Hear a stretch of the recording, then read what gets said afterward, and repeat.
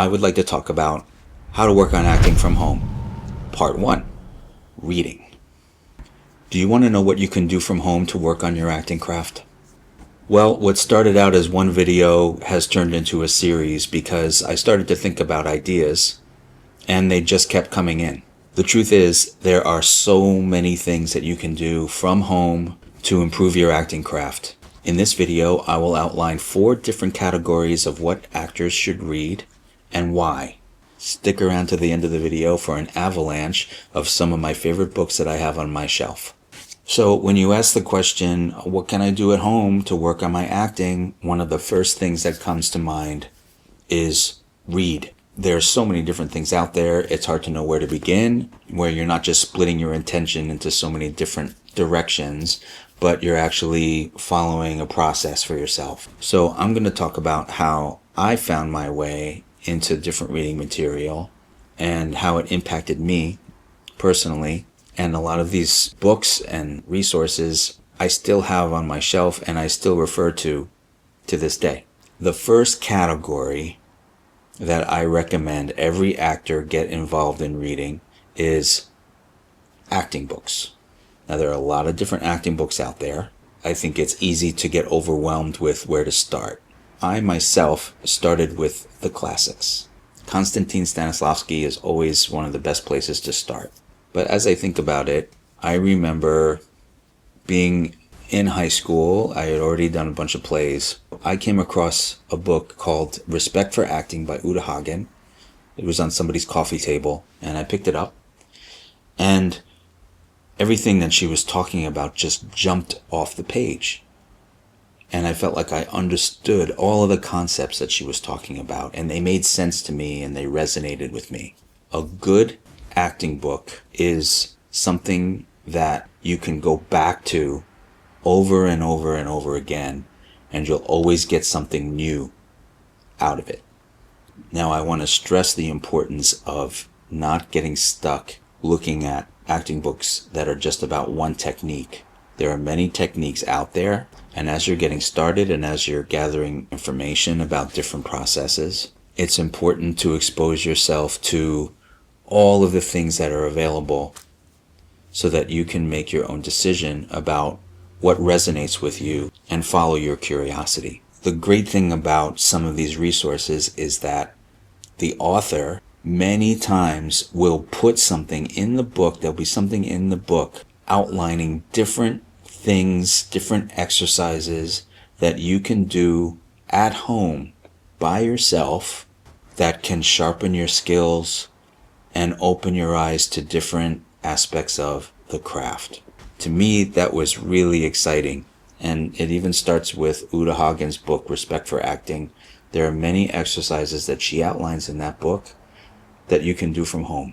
What great acting books also provide is the passion for creativity and for what it means to explore a new craft and a new art form. Okay, so the second category of very important reading material, plays. Now, some of you may be like, hey, I'm interested in being a film and television actor. Plays, plays, plays. I can't stress enough. Read plays. I had a wonderful teacher early on, before I went to college, tell me, you should be reading a new play every week. Why not expand on that and say, every time you finish a play, you should be on to your next play. Maybe you read 3 plays a week. Read plays. I can't say it. I can't say it too many times. Read plays. Come on, guys. Read plays. So many incredible film and television actors started in the theater, and many of them go back to the theater in order to strengthen their acting muscle. Reading great plays and learning about these incredible characters that were written for the theater is the backbone of any good actor. Now, where the hell can you get plays nowadays? Luckily, there's this thing called the internet. But when I was out there in New York and then also in Los Angeles, there used to be a bookstore. Unfortunately, They closed it down in LA, at least. It was called Samuel French. I think they still have the one in London, and they might still have the one in New York. I think the Drama Bookstore is the only place that's really left that you can physically go to the bookstore and browse around and buy plays. But sadly, Samuel French closed its doors in Los Angeles, I think a year or so before the pandemic. And it used to be a place where every actor could go, spend $1 million, and buy piles and piles of incredible plays and take them home and read them. And sometimes you would go on the weekend or once a month or every week and fill up your bookshelf. Now, sadly, there's not a bookstore, unless you're in New York. Like I said, the Drama Bookstore is still around, where you can go and browse around the shelf and find different plays.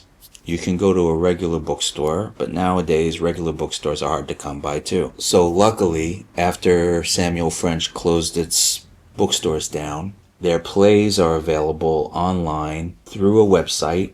The website is called Concord Theatricals, and you can go and browse through the entire Samuel French play library, order physical copies of the play, which is great. They're still about the same price, like $10. Now, in the digital age of Kindle and stuff like that, you can, not for all of the titles, but for many of the titles, you can also download them digitally and read them right then and there for about the same price. So, thank God that still exists for actors to go and find plays they haven't read. You can browse by genre, how many characters, one-act plays, and so forth. Now, I know I stressed plays, but you can also find screenplays on the internet. You can't find every screenplay, but a lot of them are available for free.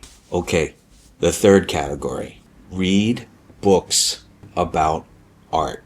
That includes not just about the art of acting, but books about being an artist.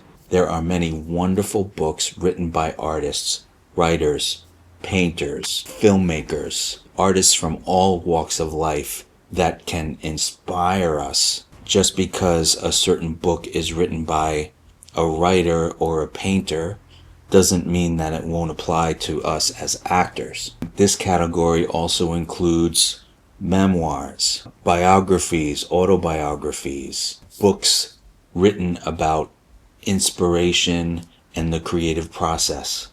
All of these things can lift us and inspire us and fill us up with ideas and different ways to pursue our creative dreams. The fourth category is books about human psychology. If you want to deepen your understanding about the art form of acting, you will be best equipped if you know more about the human condition, about human psychology, and what motivates us as human beings. Is learning about ourselves as well as people around us and getting more connected to what makes a human being tick. So learning about human psychology and reading more profound material about what makes us tick as human beings will help prepare you for the process of creating a character as a three-dimensional human being. All right, here's the Avalanche. This definitely doesn't cover everything. This is just the stuff that I know about, that I have on my shelf, and I've had on some of the stuff I've had on my shelf for years, and I still go back to them. They're some of my favorite resources. So, the acting books.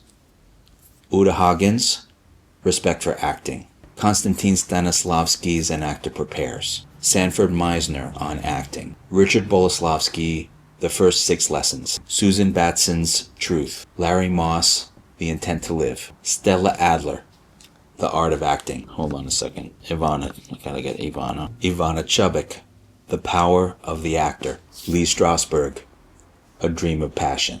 Now, on to books about the process of creativity and art. This is a book that I was told about when I was maybe 21 years old. I love this book, and it's called Letters to a Young Poet. This is about one of the greatest stage actresses that ever lived. It's written by her assistant. It's about Eleanor Aduza, mystic in the theater. This is a book about the process of creativity. I mentioned it in a previous video. You may have heard of it. It's called The Artist's Way by Julia Cameron.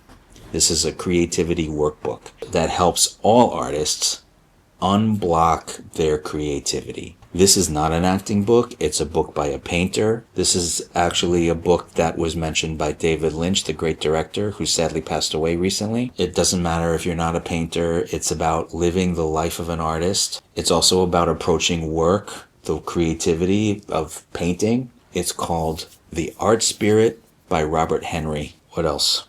This is a book about a great director, Elia Kazan, called A Life. What else?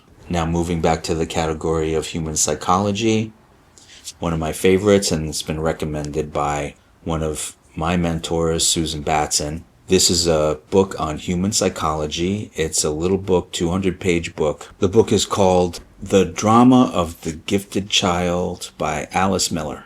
So I hope this helps you on your reading journey. If you enjoyed this video, please give it a like and subscribe for more videos like this one. Click on the description below for links to our website as well as our free weekly newsletter. Thanks for watching. See you on the next one.